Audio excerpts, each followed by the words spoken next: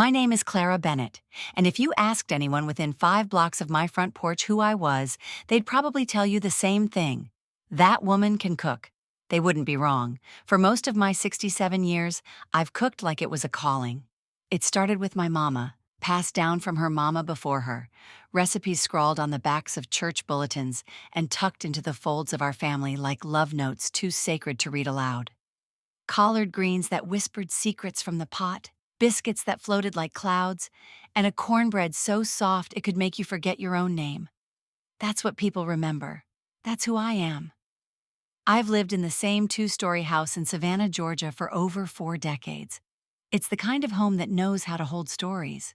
The wallpaper in the dining room is slightly peeling near the baseboards, and the screen door always creaks even though I've had it repaired twice. It's not perfect, but it's mine. And more importantly, it's the place where we've held countless Sunday dinners, birthday celebrations, and holiday feasts, where the air smells like vanilla and smoked ham, and the table groans under the weight of every dish I've poured my heart into. Family dinner is a tradition in this house, every week without fail, and for years, it brought me joy. Pulling down my apron from the hook, rolling up my sleeves, humming old gospel tunes while the kitchen filled with the clatter and hiss of good food coming to life. But something has changed. It started subtly, the way sour milk turns, quiet and unseen until it's all you can taste. Sloane, my daughter-in-law, married to my only son, Jasper. She came into our lives like a gust of cold air through an open window. Beautiful, polished, always on her phone or talking about the latest trend like the rest of us were tuned into the wrong frequency. She's the kind of woman who can compliment you and insult you in the same breath, and somehow you're expected to thank her for both. Jasper loves her, of course. That's his business. But love doesn't excuse cruelty. And what Sloane does, what she's been doing for years, isn't just thoughtlessness. It's deliberate, precise. She critiques my food every chance she gets. She'll take a bite of my sweet potato pie and smile with her teeth, then turn to her friend and say, "It's so nostalgic, like what you'd get at a diner. Comforting, but a little basic." She says it like she's doing me a favor, like her approval is currency I should be grateful to receive. And Jasper? He chuckles nervously, fiddles with his fork, and pretends he didn't hear. But Rowan, my sweet observant Rowan, he always notices.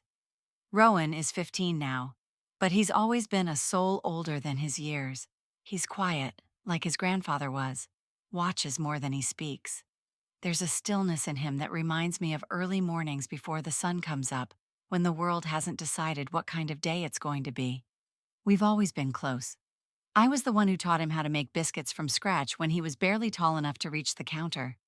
He says my kitchen feels like the safest place he knows. I believe him. It was Thanksgiving, just last year, when things turned from unpleasant to unbearable. I'd spent the entire day preparing.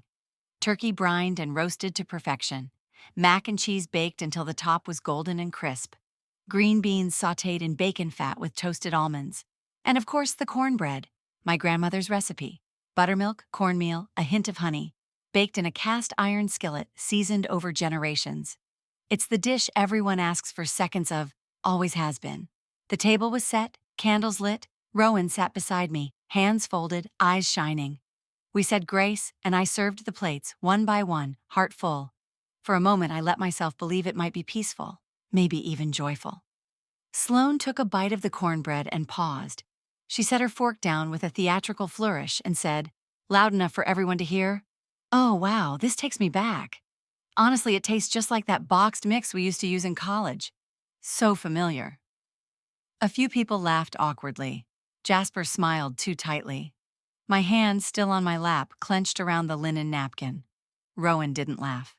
He looked at her, then at me. His mouth pressed into a hard line, and for the first time, I saw something in him that looked like fire. I managed a smile. "Well, it's homemade, from a recipe that's been in the family a long time." Sloane tilted her head. "Oh, I'm sure it is. I mean, it's not bad, just classic.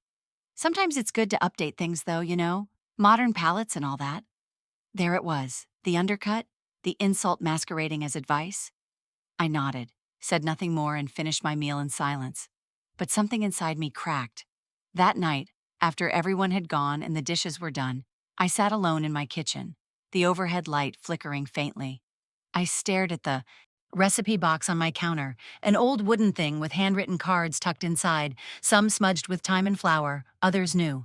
Every recipe told a story, every card a piece of who I was, of who we were. Passed down not for profit, but for preservation, for love. And suddenly I wondered, who was I saving them for? I had always assumed Jasper and Sloane would inherit them, that they'd pass them down to Rowan someday, that these meals, this magic would continue to warm homes long after I was gone. But that night, I questioned everything, because if the only legacy I'm leaving is one someone sneers at over supper, then maybe I've been preserving the wrong parts of myself for the wrong people. And maybe, just maybe, it's time I reconsider who gets a seat at this table and who doesn't. Because food is memory, it's history, it's identity, and I'm done watching mine be seasoned with mockery and served with disrespect. It didn't all start with the cornbread. That was just the first moment I couldn't shake, the one that stayed sharp even after all the dishes were cleared and the leftovers packed away. But the truth is, Sloane had been chipping away at my cooking long before that. There were signs, small pointed moments that, by themselves, might have looked harmless to anyone watching. But strung together, they formed a pattern, a slow, deliberate unraveling of my confidence. It was 2 years ago at Easter dinner when she first corrected me in front of the family. I was carving the ham, a honey-glazed beauty with cloves pressed into its skin like tiny ornaments, when Sloane leaned over the table and chirped, "You know, Clara, in culinary school they teach you to let the meat rest longer so it doesn't dry out. Just a tip for next time." The room went still. I smiled, politely, and said nothing, but the ham, tender and glistening, didn't need saving. And I didn't need her lessons. Then came the 4th of July barbecue. I brought my famous potato salad, the one Jasper used to beg for as a boy. Tangy with mustard, rich with egg yolks, topped with a sprinkle of paprika, just the way my mama did it. As people helped themselves, Sloane loudly announced, "This is such a retro dish. It reminds me of what people used to bring to church picnics before food got, elevated. It's very nostalgic." Nostalgic. As if flavor and memory were a liability. The comments continued, predictable as the seasons. At every gathering, she'd find a way to critique, to suggest, to smirk. She questioned why I didn't use air fryers, wondered aloud why my cakes weren't gluten-free. She once watched me peel peaches for cobbler and muttered, "Do you not have a processor?" or as if the idea of using my hands was embarrassing. And through it all, Jasper remained quiet. He'd change the subject, refill drinks, or glance at his watch. I don't think he ever heard the full insult behind her words. Or maybe he chose not to. Silence, I've come to learn, can be as sharp as a knife, and Jasper wielded his expertly. The worst part wasn't even Sloane's words. It was the way they made me question my own. I started second-guessing recipes I'd made for years. I'd stir the gumbo and wonder if the roux was too dark. I'd bake the peach pie and wonder if the crust was too thick. I found myself researching modern versions of my dishes late at night, squinting at articles that called my style dated and comforting in a rustic way, code for obsolete. I never changed the recipes, but the doubt stuck. And then there was Rowan. At first he said nothing, but his loyalty showed in smaller gestures, subtle but sure. He always asked for seconds of my dishes, always complimented them quietly, away from the noise. When Sloane made quinoa stuffed peppers or kale salad, he'd eat them politely, but his plate stayed clean. When I brought my cheesy grits with shrimp, he'd smile and say, "This tastes like home." He started asking me for tips again, how to season without measuring, how to know when a cake is done by scent, not time. He wrote some of it down in a little spiral notebook he kept tucked in his hoodie pocket. "For later," he said. His presence became a balm. Even when the tension thickened around us, I could count on him to meet my eyes across the table with a look that said, "I see you. I know what's real." But even Rowan couldn't stop the storm that was building inside me. After that Thanksgiving, I began documenting more than just recipes. I started writing my feelings. At first, it was notes tucked in the margins of recipe cards. "She said it was too salty. Everyone else cleared their plates." Or, "Jasper didn't defend me again," starting to wonder if he even notices. Then I bought a small leather journal, Dark green, unlined pages. I wrote everything. The insults, the silences, the ache, the anger, and most of all, the questions. Why does this hurt more now than it used to? What legacy am I really leaving behind? Who deserves to carry my name in the kitchen? I didn't show it to anyone. It lived in the drawer beside my bed, locked away like something too private to expose to sunlight. But writing gave me power. It was a space where I was not doubted, where my recipes were honored, where my pain had weight. Then came the moment that changed everything. It was a rainy Sunday. Jasper and Sloane had come over for dinner, and while they sat in the living room sipping wine, I moved around the kitchen, finishing the roast and heating the rolls. I could hear their voices drifting in from the next room. Sloane was laughing. "No, seriously," she said. "The recipes are like time capsules. Everything's butter and sugar and cast iron and a pinch of this, a dash of that. Honestly, I'm going to rewrite them all, make them clean, modern. I'm thinking of a cookbook, like my take on Southern classics. I'll just say they were inspired by my husband's family. People love that kind of backstory." My hands froze, mid-reach for the rosemary. Jasper chuckled. "You think she'd be okay with that?" "She'll never know," Sloane said. "Or if she does, she'll just be flattered. She's not exactly a copyright expert." The laugh that followed felt like a slap. I stepped back from the counter, heart pounding. The room swam a little. I braced myself against the sink and listened as they changed the subject to weekend plans. She wasn't just mocking my food. She was planning to steal it, to erase my name from the pages of my own history and replace it with her polished voice, her curated narrative. To take what generations of women before me had preserved and repackage it for profit and call it hers. That night, after they left, I pulled out the green journal. I didn't just write my feelings. I rewrote every recipe. I labeled them Original Version, Clara Bennett. I added notes only I would understand. I added dates. I made copies and hid them in places she'd never look. I called Rowan into the kitchen and handed him the cornbread recipe. "You remember this one?" I asked. He nodded. "By heart. Keep this copy. Safe. Don't tell anyone you have it." His brows drew together. "What's going on?" I didn't answer, just placed a hand on his shoulder and said, "Sometimes you don't know you're being erased until it's almost done, but we're not going to let that happen." He didn't ask more. He didn't need to, because Rowan knew what mattered wasn't just the food. It was the story behind it. From the moment I could hold a wooden spoon, I understood my place in the world. I was raised by my mother, Evelyn Harper, a woman of quiet resilience with worn hands and a warm smile, who believed her worth was measured by her service to others. "Clara," she'd say, wiping a dish, "a good woman takes care of her home." Love in her world meant nurturance. Visibility was secondary, almost dangerous.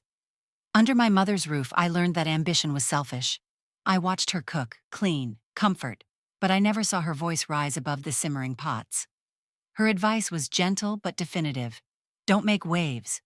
If you spoke your mind, you risked disrupting the same peace that framed her identity.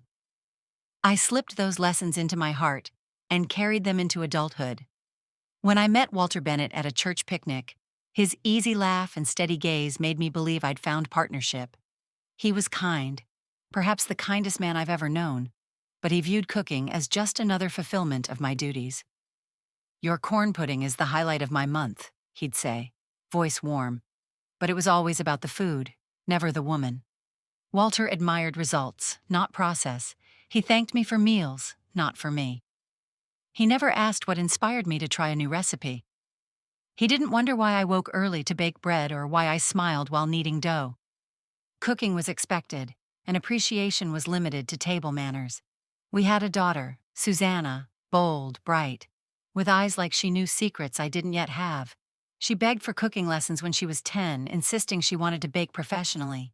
I smiled and reminded her gently, "It's a hobby, honey.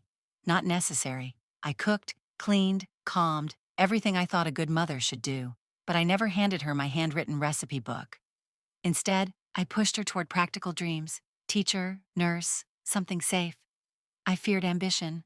I feared pushback. Mostly, I feared her success would show me how small I had let myself stay. Susanna left for culinary school anyway. I didn't stop her, but I didn't support her either. I wondered if I'd sabotaged her dreams by telling her less was enough. We drifted apart not because she left, but because I never made room for her flame to grow. The hurt settled quietly inside me. I realized later how I repeated those patterns with Sloane. I welcomed her into my kitchen, showed her every shortcut, every generation-old secret. But when she belittled my food, I smiled and said, "You can share that recipe in your cookbook."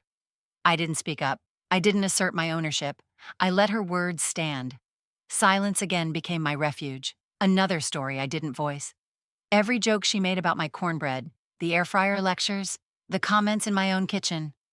I laughed along, because that was what I'd learned to do when tradition clashed with progress. My silence made the erasure easier. My acceptance made it permissible. Now I understand the cost of polite invisibility.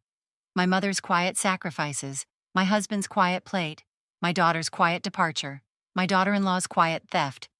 All manifestations of the same pattern: women seen but not heard, cuisine revered but not credited. I confront the inherited ache. Memories of my mother's bowed head at family gatherings. The feeling that talent must be hidden behind humility. My daughter's table in Paris, far from mine. I lay it bare on paper. I set my green journal on the kitchen counter and wrote these truths. I taught my daughter to shrink. I taught my daughter-in-law to take without asking, and I let them both. Those words shifted something deeper, more permanent. I can't undo the past. I can't bring Susanna to Thanksgiving again. I can't reclaim the years of invisibility. But I can change the next chapter. My quiet becomes intentional. My voice becomes deliberate. And my cooking is no longer just nourishment. It's presence. It's identity. Understanding this pattern is the turning point I needed. The moment I realize I deserve credit, I deserve respect, and I deserve to pass traditions on, with my name intact. I will stop apologizing for keeping them. I will stop folding into others' expectations. I will speak the recipes aloud, claim them as mine, because the silence of generations stops with me. And this time, I refuse to look away. It was late spring when Jasper brought it up. We were on the back porch, the air thick with magnolia and impending tension. Sloane had just cleared the dessert plates from our Sunday dinner, peach cobbler that she'd claimed was a bit dated but endearing. I ignored the jab, focused instead on Rowan's quiet smile as he scraped every last crumb from his dish. That's when Jasper leaned back in his chair and said it. Casual, like he was asking about the weather. "Mom," Sloane and I were thinking, "it might be time you formally pass down your recipes, for the family." The word formally caught in my throat. Sloane reappeared in the doorway with a dish rag and an air of polite control. "It's really about preserving your legacy, Clara. A family cookbook, a blend of heritage, and a few modern updates." My stomach turned. I sipped my iced tea and set it down deliberately. "I've already created something," I said. "A sealed recipe box. It's done." Sloane's smile tightened. "Oh, you've never mentioned that." "I didn't feel I needed to," I replied evenly. Jasper shifted. "Why the secrecy?" "This is a family legacy, Mom. We're not trying to steal anything." "No," I said, "but you're trying to control it." The silence fell thick. Sloane stepped forward, voice laced with fragile righteousness. "I don't know why this is such a hostile topic. All I've ever done is try to elevate what you've started." "Elevate?" I echoed, standing now. "By mocking it? By calling my dishes outdated in front of my grandson?" Jasper rose too, jaw tight. "Mom, don't do this." "Don't what?" I said. "Don't speak plainly for once?" He exhaled, exasperated. "You're reading too much into this. You're creating drama. And you're avoiding it like always," I snapped. Rowan, who had been sitting quietly on the steps, looked up. "She's not wrong." Jasper turned. "What?" Rowan stood slowly, 14 years of observation finally finding their voice. "You never say anything when Mom goes after Grandma's cooking. You act like none of us see it, but we do." Sloane stepped back, visibly stung. "Rowan, that's not fair." He met her eyes. "Is it, or is it just inconvenient?" The words hung in the air like thunderclouds. I looked at my grandson, his posture straight, his voice clear, and felt something tighten in my chest. Pride, guilt, hope. Jasper ran a hand through his hair. "This is getting blown out of proportion." "No," I said, stepping between them now. "This is proportionate. This is overdue." Sloane crossed her arms. "So what, Clara? You're locking your recipes in some box and leaving us in the dark?" You're deciding who deserves your legacy? Yes, I said simply. Because it's mine. You're making this personal, she accused. It is personal, I said. You made it that way when you decided my food was a punchline, when you decided my value was negotiable. Jasper's voice cracked. This isn't you, Mom. This is me finally showing up. I turned and walked back inside, the door swinging shut behind me. In the kitchen, I leaned against the counter, my hands trembling. Not from fear, but from clarity. For the first time in decades, I had said what needed to be said. Later that week, I made the appointment. Her name was Maureen Holloway, elder law attorney. I'd found her number in the church bulletin, folded neatly beside an ad for estate planning. The office smelled of pine cleaner and dignity. She didn't flinch when I said I wanted to update my will. She simply asked who I wanted included and who I didn't. I want my grandson Rowan to inherit the recipe box, I said. Not his parents, not their cookbook project, just him. She took notes. Any particular exclusions you want stated? Yes, I said, voice steady. Sloan Bennett is to have no access to the recipes. None. Not in writing, not in publication, not through proxy. Maureen looked at me for a long moment. I assume there's a story here. There's a lifetime, I replied. She smiled. Then let's make sure it ends the way you want. I signed the first draft that afternoon. She sealed the documentation. I left her office lighter than I'd arrived. Back home, I placed the legal folder inside my bedroom safe, tucked behind a stack of old church cookbooks and a photo of Susanna in her chef whites. That night, I cooked fried chicken the way my mother taught me, cast iron, slow and reverent. Rowan walked into the kitchen, drawn by the smell. Grandma? He asked. Yes? Did you really mean what you said back there? That they don't get to decide what happens to your recipes? I meant every word, he nodded. Good, because they don't. He sat at the counter while I plated our dinner. I slid a drumstick onto his plate, warm and golden. He took a bite and grinned. Still perfect, he said. Not modern, not updated, just mine, and that was more than enough. It wasn't the sharp words that hurt the most. It was the slow erosion, the kind that didn't bleed, but bruised you over time. The kind of dismissal wrapped in politeness, in just kidding comments and well-placed silences. The kind that made you question if your hurt even mattered. That Christmas was the clearest picture. The tree glittered in Jasper and Sloane's living room, every branch weighed down with matching silver and gold ornaments. No handmade ones. No finger-painted stars Rowan once made in kindergarten. It looked perfect. Photograph perfect, but cold. Sloane's way. The food came in glossy white boxes. Organic, gluten-free, vegan-friendly catering from a high-end bistro in downtown Savannah. Everything carefully labeled: wild mushroom risotto, citrus-glazed tofu, maple-roasted Brussels sprouts. Not a single one of my dishes had made it to the table. I'd brought a peach pie, the way I always did. It sat untouched on the sideboard, still covered in plastic wrap, as though it were a relic someone felt guilty throwing away. People praised Sloan all evening. Such elevated taste. Modern twist on tradition. So clean, so elegant. I sat in the corner of the couch, clutching a cup of cider no one had offered to refill, watching Rowan sneak glances at me, unsure whether to comfort or protect. Jasper was busy refilling wine glasses, laughing too loudly at a joke Sloane's sister told. He didn't look at me once. Later that night, as guests left and the house emptied, I asked Jasper quietly, "Did you not want me to bring anything this year?" He blinked, caught off guard. "What? No, Mom. Of course you could have. It's just..." Sloane already had it handled. "She didn't tell me not to," I said, "but she made it clear." He rubbed the back of his neck. "You're just taking things the wrong way." Those words. Not "I'm sorry." Not "you're right." Just an erasure disguised as reassurance. You're just taking things the wrong way. I heard that phrase so often from Jasper, it began to sound like a hymn. He said it when I brought up being left out of planning Rowan's birthday party. When I mentioned how Sloane kept referring to my peach cobbler as comfort food with a sneer. When I tried to express that being excluded wasn't about pride, it was about presence. "You're too sensitive. It's not that deep. Don't make a big deal out of nothing." It was always me, my feelings, my interpretation, and that was familiar. Walter, my late husband, never raised his voice. He never needed to.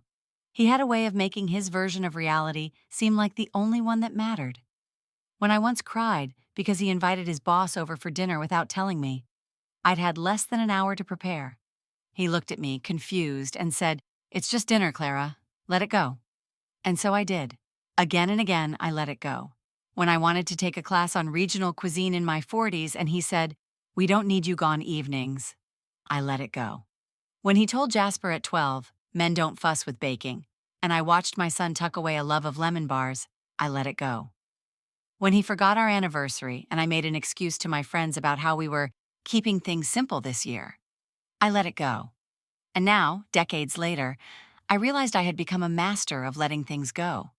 So much so, I couldn't remember what I was holding on to. After Christmas, I sat in my kitchen at home, the pie still untouched, and stared at the yellow notepad I kept by the fridge. I had started writing recipes there again, quietly, privately. I jotted down notes like prayers. But that night, I wrote something else. I have made myself small to protect everyone else's comfort, and I am tired of being invisible in rooms I built. I closed the notepad and stared at the clock. Midnight, a new day. No trumpets, no grand declaration, just me, finally hearing my own thoughts above the noise of everyone else's expectations. I started noticing things after that. The way Jasper dismissed Rowan when he asked to learn my biscuit technique. You should be learning modern dishes, not old-school grease bombs. The way Sloane smiled when someone else praised me, then immediately pivoted the conversation. The way family events were always scheduled around their preferences, never mine. And the worst part? I had trained them to do this. I had said yes every time it was easier than explaining why no mattered. I had smiled at insults because frowning meant confrontation. I had taught them that I would bend so far, I'd vanish. Rowan saw it too. He didn't say much, but he lingered after meals, helped me clean up even when others vanished, asked about stories from my childhood, recipes from my mother's notebook. He didn't just eat my food, he honored it. One evening, while slicing apples for a crisp, I said softly, "You know, I used to think love meant disappearing for others." Rowan didn't look up. "I think love means staying, even when they wish you'd fade." That night, I opened my journal and wrote, "He sees me. At 15, he sees what grown adults pretend not to. Maybe I haven't disappeared completely." The truth was, I had spent decades confusing politeness with peace. I had confused acceptance with invisibility. And I had accepted the kind of love that came only when I didn't ask for anything. I thought about that Christmas table, the untouched pie, the loud laughter I wasn't invited into. And I made a vow. I would no longer sit at tables where I wasn't allowed to bring all of me, not just my dishes, but my voice, my boundaries, my legacy. They could call me sensitive. They could say I was taking it the wrong way, but from now on, I would take it my way. Because I finally understood. Emotional abuse doesn't always scream. Sometimes it whispers through dismissals, silence, and neglect. But once you hear it for what it is, you can't unhear it. And once you name it, you stop swallowing it. The first time Clara walked into the community center's kitchen, she felt like a guest in someone else's dream. The room was warm, walls painted a tired but cheerful yellow, and a long stainless steel counter stretched down the center like a culinary altar. The smell was what hit her first, spice, citrus, and something baking beneath it all. Familiar, but not hers. Not yet. Yvonne stood at the head of the room, a silver-haired woman with flour on her apron and laughter in her eyes. "You must be Clara," she said, wiping her hands on a towel. "You're just in time for cornbread wars." Clara blinked. "Cornbread wars?" Yvonne grinned. "Two women, one recipe, no survivors. Come grab a spoon." That was how it started. Every Wednesday afternoon, Clara showed up with something small, a jar of preserves, a pie tin, once even just her hands in her pockets, unsure. And every week she found herself staying longer, speaking more, laughing a little louder. The women there were mostly her age or older. Widows, divorcees, caretakers, dreamers. They chopped and stirred and tasted their way through grief, retirement, and rediscovery. Clara hadn't realized how much she missed being part of something. Not leading it, not hosting, not performing hospitality, just being, listening, adding a pinch of salt when asked. Yvonne had been a restaurant chef in Atlanta for 30 years. She'd returned to Savannah to care for her sister, and when that chapter ended, she started the cooking circle. Not to teach, she insisted, but to remember. "We're not preserving recipes," she told the group one afternoon. "We're preserving ourselves." That struck Clara harder than she expected. At home, she began writing in a new journal. This one thicker, heavier, the cover worn brown leather. But she didn't just write recipes. She wrote feelings, stories, flashes of memory attached to cinnamon, to bacon grease, to the first time she'd ever seen her mother cry in a kitchen. She wrote about the way Walter used to ask for biscuits and eggs like it was a routine, not a request. About the time Jasper was 10 and brought home a friend who'd never had homemade jam. About Rowan, perched on a stool, licking brownie batter off the spoon and calling her a magician. She wrote until her hand ached. Then she'd go bake something just for herself. No one else had to eat it. It didn't have to impress or nourish or soothe. It just had to exist, like her. The weekly dinners at Jasper and Sloane's stopped quietly. Clara offered polite declines. "Sorry, I have plans. I've got a new commitment Wednesdays. I think I'll stay in this week." She said it with calm certainty, not apology. And she noticed. No one pushed. No one checked in. The absence of their inquiry said more than words could. But then Rowan began showing up. At first it was sporadic. A text here. A call there. "Grandma, can I swing by?" Then it became habit. Fridays after school, Sunday afternoons. The sound of his sneakers on her porch steps felt more reliable than Jasper's once-a-month check-ins. He didn't say much at first, just let himself into the kitchen, pulled out a stool, and watched. "You hungry?" Clara would ask. "Always," Rowan would grin. They fell into their own rhythm. He liked helping now, chopping onions with exaggerated care, stirring batter like it was an Olympic event. He didn't just eat, he listened, asked questions. "Did you make this recipe up? Where'd you learn to season like that? Why do you always tap the measuring spoon against the bowl twice?" And she answered. She explained. She showed him. One evening, they were making chicken and dumplings. Clara's mother's recipe. Always the same pot, always the same rhythm. Rowan had his sleeves rolled up, flour dusting his cheek, his expression focused and bright. He paused mid-stir, looked at her and said, "Grandma? Yes? I want you to teach me every recipe in this house, all of them, exactly how you make them." She smiled. "That's the plan." "No," he said, more serious now. "I mean before anyone else tries to change them. I want the real ones. The ones that feel like us." Clara set down her spoon. Something in her chest swelled. Pride, sorrow, joy, all tangled. She nodded. "Then we'd better get started." The next day, she pulled out a second notebook, blank. She wrote Rowan on the first page in blue ink.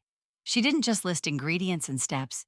She wrote him letters, context, emotion. "This was your father's favorite when he got a good grade. Your grandfather always wanted this on rainy days. This is the pie I made when your mom left. It burned a little. I cried a lot. Still tastes like love." She began teaching him one dish a week.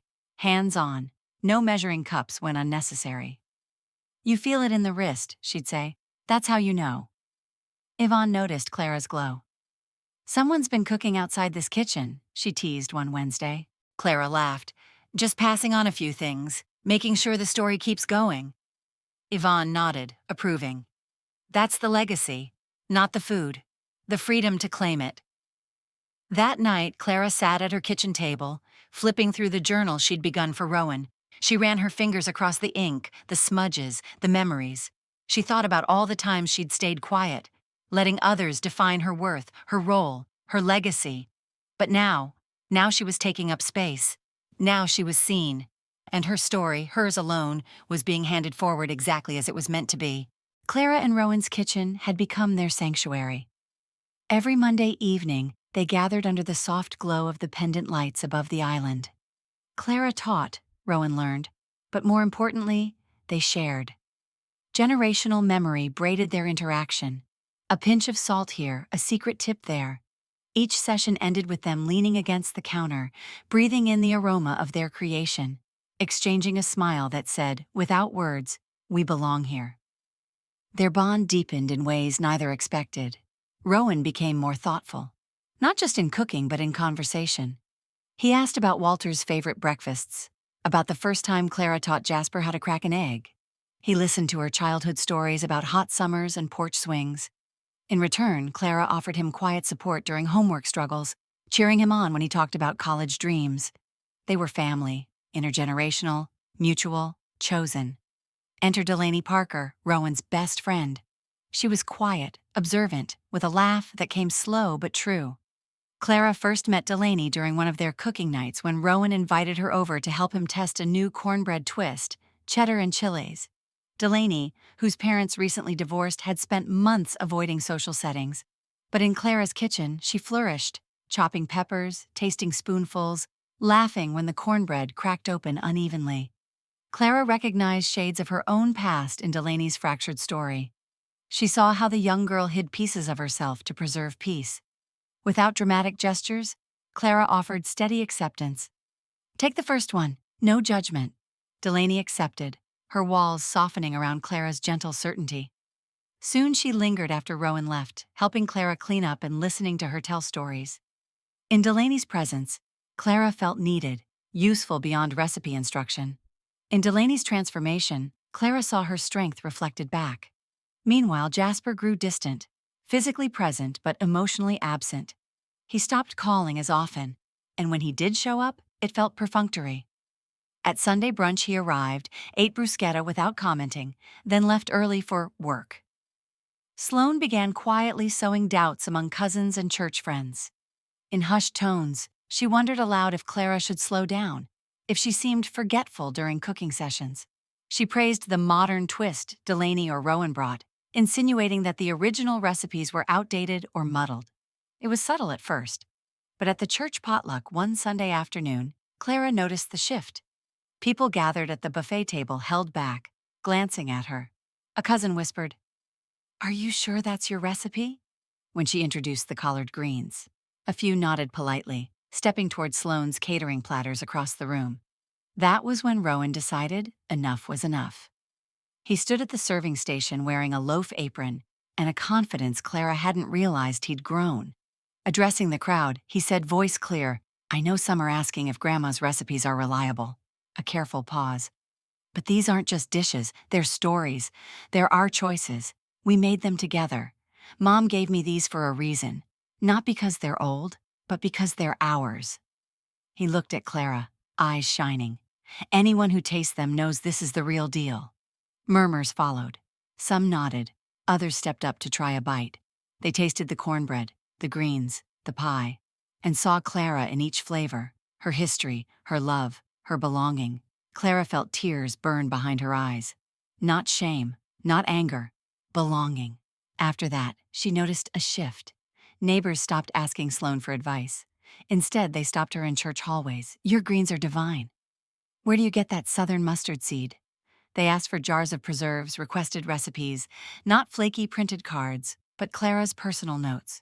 Her home, once silent, now hummed with warmth again. Doors opened for shared dinners, centered on Clara's cooking, Rowan's stories, and Delaney's laughter. They were a chosen family now, bonded not by blood obligation, but by genuine connection. Back in the kitchen that Wednesday evening, Delaney chopped parsley while Clara stirred gumbo. Rowan sampled a spoonful, then paused. He said, "Grandma, this is more than food. It's safe here." Clara looked at him, voice low. "It is." Years of silence, diminishment, gentle erasure, gone inside those walls. She felt seen again, as a mother, a grandmother, a mentor, a keeper of stories, not defined by age or by others' need to place her in a box. When Yvonne visited to drop off homemade biscuits, she looked around and said, "This." She waved at the kitchen, the table beyond, the sound of conversation echoing. "This is what we talked about. Belonging." Clara hugged her friend. Solid, real, connected. She knew there would still be tensions. Jasper's quiet withdrawal, Sloane's whispered doubts. But now, she carried protection, her voice, her community, her son's allyship through Rowan, and Delaney's gratitude. She had stepped fully into belonging, not as a guest, not as a relic, but as the heart of a family that stretched beyond the traditional lines. That night, she closed her original recipe journal and set it on the counter. In its pages lay more than instructions. They held her legacy, and in the hearts gathered around her table, that legacy lived loud and true. The invitation arrived not by phone call or text, but in the form of a crisp white envelope left on Clara's porch. Formal brunch, family only, dress appropriately. It was unmistakably Sloane's doing. Elegant handwriting, thick stationery, the kind of announcement better suited to a wedding than scrambled eggs.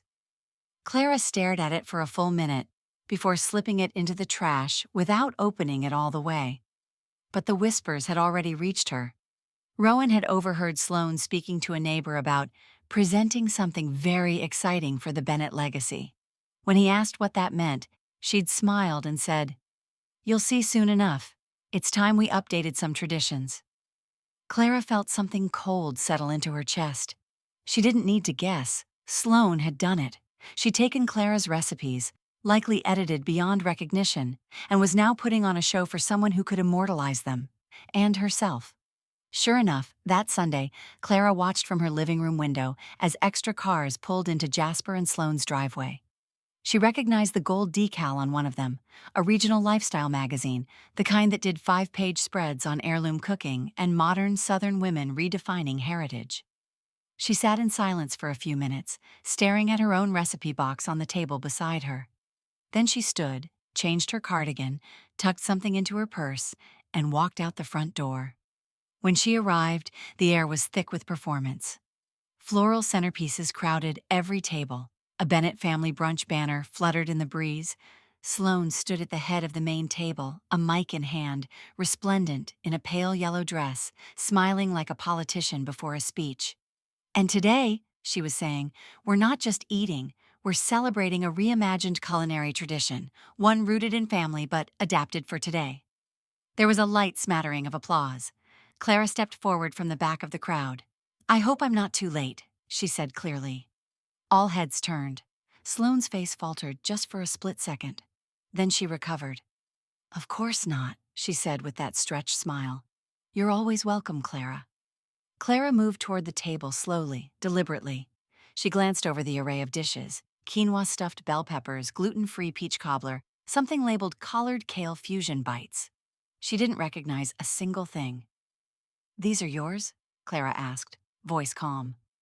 "Yes," Sloane said proudly, "inspired by the Bennett traditions but modernized, for health, for style, for today's families."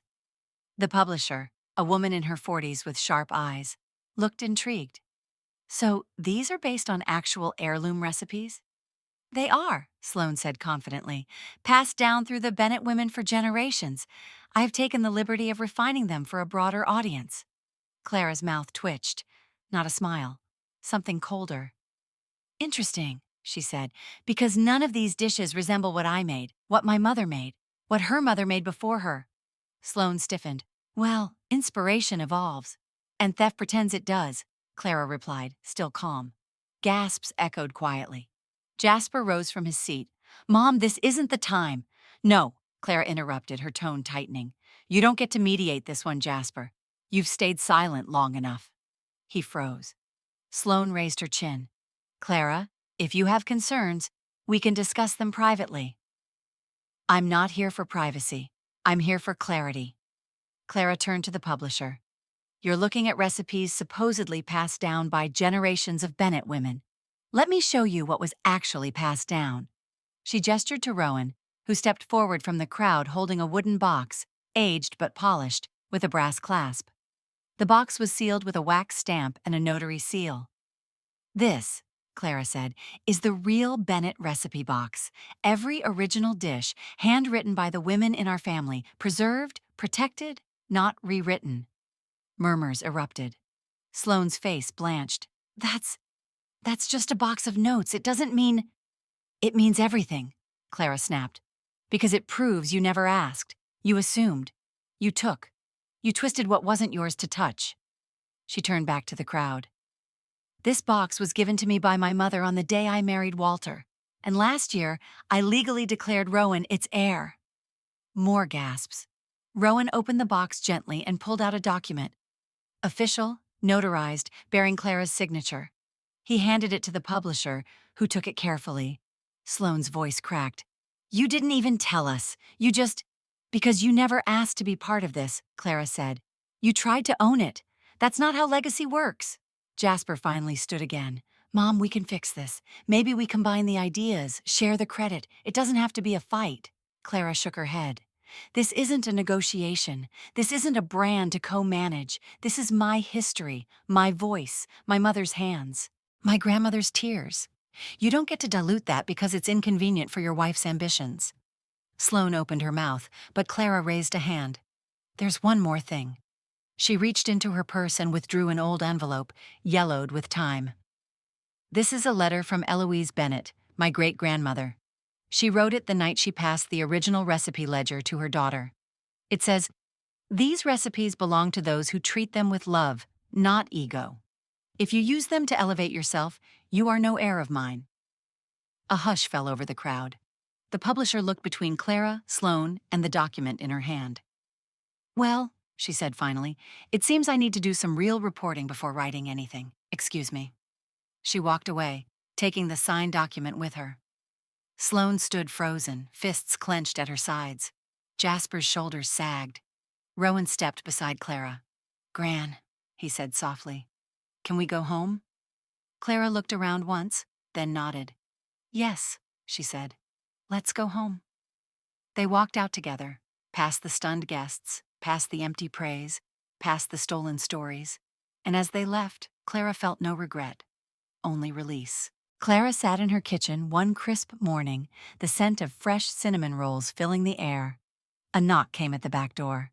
She stiffened, remembering the tense brunch, but it was only Jasper, hesitating by the threshold. Can I come in? He asked quietly. She nodded. He stepped inside, leaf crunching underfoot. Rowan was nearby, washing dishes. He gave Jasper a small, supportive nod. Jasper met his mother's eyes. Clara gestured to a chair. He sat. Clara waited. I've been doing a lot of thinking, he began, voice low, about everything, about Sloane, about you, about everything. I've noticed, Clara replied, her tone soft, not welcoming, measured and cautious. Jasper exhaled. I'm sorry. For not standing up for you, for letting Sloane treat you like that, and for not seeing how much it hurt. He ran a hand through his hair. I thought staying neutral, being a peacemaker was the right thing, but I was wrong. She leaned back. Neutrality isn't protection, Jasper. It's permission. He stared at the table. I get that now, and I'm sorry. I want you to know I'm on your side, if you'll let me be. She closed her eyes. After a moment, she opened them. I don't expect perfection. I expect honesty. You're here. You spoke. That's a start. He exhaled. Thank you. Meanwhile, Sloane's world began to unravel. Extended family, Aunt Lorraine, Cousin Brian, even Sloane's own mother, started pulling away. Comments surfaced at family gatherings. I've always thought she came on a bit strong. That cookbook plan. The letter said it all. Sloane's confidence slipped. One afternoon at Harper's birthday barbecue, an intimate gathering hosted by Clark, Clara's friend from the cooking circle, Sloane approached Clara, defensive. I didn't mean any harm, she said stiffly. Clara met her calmly. I know you didn't, but intentions don't erase impact. You erased mine. Sloane swiped away a tear. I just thought I was bringing our family into the modern world. Clara softened slightly. That would have been sexy if you had asked, she said. But you didn't. You took. Sloane nodded, lowered her eyes. The words hung between them. Truth, accountability, possibility. That evening, Rowan arrived carrying boxes. Guess who's moving in? He announced with a grin. Clara laughed, relief washing over her. I suppose I should be thrilled. He dropped the boxes. Drafts, notes, printed recipes. My cookbook, he said simply. I want to help. And stay for a while, if that's okay. Tears came to Clara's eyes. I'd love that. They arranged the boxes across the countertop. Rowan handed Clara her grandmother's handwritten cornbread recipe. He looked at her. I want to help you tell your story. They smiled and began working. Clara returned to the community center that week, greeting old friends and teaching a new class, Heirloom Cooking with Clara Bennett. Women over 50 listened as she shared stories, dishes, wisdom. Each recipe lesson included a lesson in owning your space and your story. She told them, "Your family recipes are yours. No one gets to rewrite your history but you." The room rippled with knowing nods. Boundaries became clearer. Jasper visited on Tuesday nights to help with dinner and editing. Rowan worked on the cookbook in the greenhouse, corners of the house echoing with shared laughter and creativity. Jasper began calling his mother weekly, not asking permission but just checking in. One night Sloane called too. Clara answered. "I just wanted to say I'm working on being better," Sloane said softly. "And I hope one day I might make amends." Clara put the phone down slowly, thoughtful. She nodded, though no one saw. Boundaries had been drawn, firm, clear, but not closed. Weeks later, Jasper dropped by unannounced, standing at the door. "I'm home for dinner?" he asked. Rowan, chopping vegetables at the counter, nodded. Inside, Jasper hugged his mother, longer than he ever had before. Afterward, when the plates were cleared and dessert was cooling, Clara spoke quietly. "You've been part of two stories," she said. "One where you stayed silent and one where you stepped forward. You get to decide which you carry." Jasper met her gaze. "I'm carrying the second." They smiled. Outside, Rowan turned off the porch light and waved at his mom. She waved back. Inside, Clara set down her wineglass and sat quietly, listening to the echoes of laughter, voices threaded with new life. She realized that accountability had opened a space, not to return everything like it was, but to create something entirely new. Something honest, something real. She felt grounded, she felt future, and she felt home. The house was quiet. Early morning light spilling across the wooden floorboards, casting soft golden ribbons on the walls. Clara sat at the kitchen table with a steaming cup of tea and a thick envelope in front of her. Her journal lay open, a fresh page waiting. She picked up her pen and began. "Dear Clara, age 11. I see you in the backyard, pressing your hands into biscuit dough next to Mama. You think if you get it just right, she'll smile like she used to before Daddy left. You dream of having your own kitchen someday, one where your laughter doesn't echo in someone else's silence. You dream big, and that's good. Keep dreaming. You are not too much, not too loud, not too ambitious. Don't fold your dreams to make them easier for someone else to carry." She paused, took a sip of tea, and turned to a new page. "Dear Clara, age 38. You just put dinner on the table." Walter thanked you with a nod. "The kids didn't notice the tiny way you took up less space than you deserved. You tell yourself this is love. Quiet, clean, contained. But I wish you'd spoken up more. I wish you hadn't measured your worth by how fast you cleared plates or how often you were agreeable. Still, I forgive you. You were doing what you knew. And now, you know better." The tears came, slow and silent. Clara didn't wipe them away.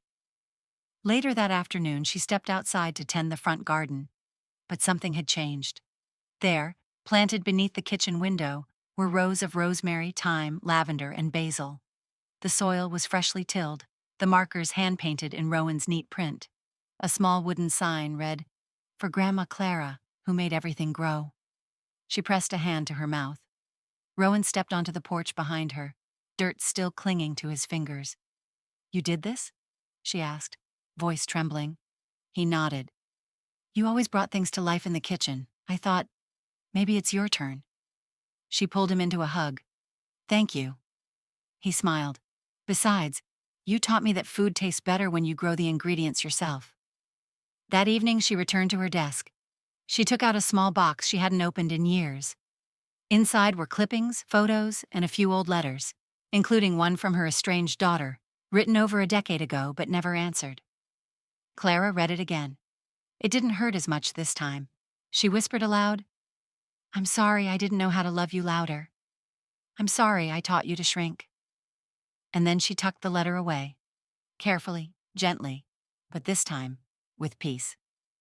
A week later, another letter arrived. It was from Jasper. His handwriting was tight, anxious. Inside was a note, penned on cream-colored stationery. "Dear Mom, I've spent a lot of time thinking about the things I never said, about the way I stood still while others moved around you, over you. I thought keeping the peace was my job, but I see now it just meant letting you bleed in silence. I'm sorry. For every time I looked away, for every moment I treated your grace like it was endless. I miss you, not just as my mother, but as the woman I never took the time to really know. If there's still room, I'd like to earn a seat at your table again. Love, Jasper. Clara folded the letter and placed it on the table. She didn't answer right away. The next morning, she pulled out a clean sheet and wrote slowly, deliberately, "Dear Jasper, thank you for your letter. It meant something real. I don't know if forgiveness is a door I can walk through right now, but I can meet you in the yard, on the porch, somewhere honest. I don't need perfection, but I need truth. If you're still willing, maybe we start there. With care, Mom." She sealed the envelope, walked to the mailbox barefoot, and dropped it in with a quiet exhale. When she returned inside, she passed the window. The herb garden shimmered in the sun. Lavender, basil, rosemary, memory, healing, resilience. That night, Clara sat beside Rowan on the porch. He was reading from a notepad, jotting cookbook edits, and she was knitting something mindless but comforting. "I've been thinking about calling the cookbook something different," he said. She raised an eyebrow. "Oh? The recipes that remember. Because they're more than just food. They're stories. Yours. Ours." Clara smiled. "I think that's perfect." He reached over and squeezed her hand. Healing wasn't loud, it wasn't quick, but it was steady, and now, at last, it was hers. The road leading into Marietta hadn't changed much. The pavement still cracked around the edges, the old railroad still ran parallel, and the magnolia trees still lined the fences like soft sentinels of memory. Clara drove slowly, one hand on the wheel, the other resting gently on a small wooden box sitting in the passenger seat. Inside was a single wooden spoon, its handle worn smooth from decades of stirring. She hadn't returned in years, not since her mother's funeral. The graveyard sat at the edge of town, behind the little red brick church where Clara had once sung in the children's choir. She parked beneath the oak tree where the roots buckled the earth like knotted veins and stepped out into the warm hush of late afternoon. The headstone was simple. Margaret Ann Carter, beloved mother, 1922, 1998. Clara knelt beside it, dusted away leaves, and opened the wooden box. She placed the spoon gently against the stone, nestled into the grass. "This is yours," she whispered. "It always was." She sat in silence for a while, listening to the rustle of the wind through the branches. The spoon had belonged to her mother, the very one they'd used every Sunday to stir red beans and rice. Margaret had never called it a legacy, but she guarded that kitchen like a fortress. Clara used to think it was love, the way her mother moved through recipes with silent efficiency. Now she saw it for what it really was: survival, control, a place where her mother could matter. Clara didn't cry. Not this time. Instead, her mind drifted to the laughter she'd heard just 2 nights ago. Rowan, leaning against the counter, a smudge of flour on his cheek, his voice warm and unguarded. "You never told me your peach cobbler had bourbon in it." Clara laughing, teasing. "You never asked." They had cooked for hours that evening, testing recipes for the cookbook. Steam filled the kitchen, the scent of cinnamon and thyme and melted butter wrapping around them like a quilt. "I get it now," Rowan had said. "Why you never let Sloane mess with the recipes." She'd turned from the stove, meeting his eyes. "They weren't just recipes, baby. They were history. They were me." Now, standing over her mother's grave, Clara thought of that moment, the clarity, the reverence in his voice. She imagined Margaret in her own kitchen, never saying what needed saying, never breaking the silence that wrapped around them both. "I wish you could have said it," Clara murmured. "I wish you could have let yourself feel proud." She stood, brushed the dirt from her skirt, and whispered, "But I say it now. I'm proud of you, and I'm proud of me." Back home that evening, Clara stepped into the kitchen. The light was low, golden, filtering through the lace curtains she'd refused to replace. Rowan was already there, stirring a pot on the stove. "Hey, you're just in time. Smells like we're winning tonight," he grinned. She leaned against the counter, watching the steam rise from the pot. He was making gumbo, her mother's recipe, adjusted just slightly, not modernized, just honored. He tasted it and looked at her. "It's missing something." She walked over, dipped a spoon into a small jar of cayenne pepper, and tapped just the right amount into the pot. "Now stir slow," she said. "The heat needs to open gently, not all at once." He followed her lead. Steam curled upward, and Clara closed her eyes. In that moment, peace didn't come with fanfare. It was quiet, like the hush of rising steam. It moved through her slowly, earned, not owed. Later that night, they sat on the porch with bowls in their laps, the stars winking above. "Do you ever miss her?" Rowan asked. Clara didn't have to ask who he meant. "Sometimes," she said. "I miss what I hoped she could have been, but I don't miss the silence." "She ever tell you she was proud?" Clara shook her head. "But I think she wanted to. I think she just didn't know how." Rowan looked down at his bowl. "You tell me all the time. That matters." She reached over and patted his hand. "You made it easier." He smiled. "Think the cookbook will be ready by Thanksgiving?" "I do," she said. "And I think we'll include a dedication." "To who?" She paused. "To the women who fed generations, but forgot to feed themselves, and to the ones who remembered in time." He nodded. "That's perfect." They sat in silence after that, letting the night settle in. Inside, the kitchen lights still glowed, and on the stovetop, the pot of gumbo simmered, quiet, slow, sacred. I stood behind the podium at the annual Southern Women's Culinary Conference, the room glowing under chandeliers that hung like lanterns guiding ships through fog. More than 300 women sat before me, bakers, caterers, farmers, and food lovers, all waiting for my words. My heart pounded like a drum, but I drew a calm breath and began. "My name is Clara Bennett," I said, voice steady. "I'm 72 years old, and I've spent more lifetimes in my kitchen than most spend anywhere else. I've learned that tradition can be a blessing or a cage." I paused and scanned the room, catching eyes that held curiosity, empathy, perhaps shared pain. "I grew up thinking that women's voices should be as soft as mashed potatoes," I continued. "That silence was respect. That nose to the grindstone meant never asking for space. But I learned the hard way that tradition should nourish, not silence." A murmur moved through the crowd like warm air. I felt the truth land between us. "I nearly forgot my own flavor," I said, tears warm in my chest, "until I decided it mattered more than being palatable." A woman at the front wiped her eyes. I pressed on. "My grandson Rowan is at culinary school now." I smiled. "He's carrying forward not just recipes, but the meaning behind them. He promised me he would protect our legacy, not modernize it for trends, but honor its soul." Applause filled the room.